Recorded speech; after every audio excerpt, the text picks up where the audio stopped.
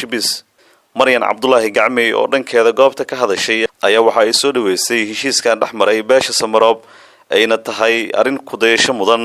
umahad celinaya xafladan quruxda badan dadkii soo agaasimay dadkan isku keenay ayaan marka hore umahad celinaya mar labaad isla iyaga ayaan umahad celinaa maadaama ay ku guuleysteen ina beesha walaalaheen Samaroob ee muddo 19 sano dagaalsanay ay heshiisiyaan mar labaad ayaan umahad celinaa dhalinyaradaas khayr Allah ha siiyo waxaan umahad celinayaa dadkii xafladan iga soo casuumay quruxda badan leh maanta aad iyo aad ayaan ugu faraxsanahay inaan ka soo qayb galo xafladan ay ku midowdo walaalaheen Samaroob ee 19 sano kala maqnaa run ahaantii sida hore looga dhawaajiyay madaxeeni ama curudkeeni hadii uu intaas isku xumaay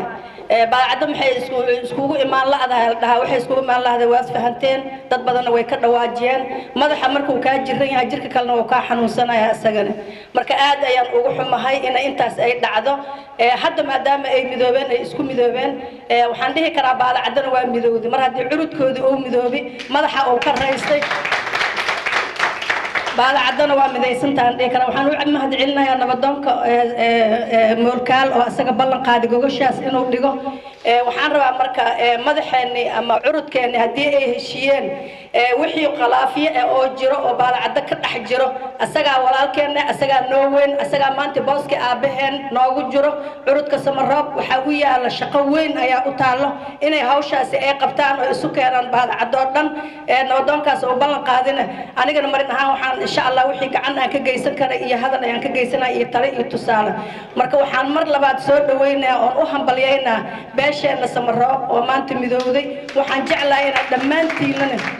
sidaas si ka sii wanaagsan aad u midowdaan tafaraaro qoriya loo sheeg wax ma taraayo dhibaato inuu ku keeno ma ogi dhaaf ma ku keenayo wadajir ay gacmaha wadajir ay wax ku gooyaan aliire wadajirka ayaa wax lagu qabsan karaa maadaama arimaha bulshada aan ahay aan muddo ku dhax jiro arimaha bulshada dhibaatooyinka aan fahmay waxaan fahmay inuu tafaraaro wax faa'iido uusan lahayn iska daayaf qabiil dhan tafaraaro ku jiro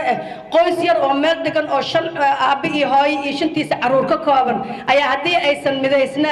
guriga dhexdiisa tafaraaro oo ka jira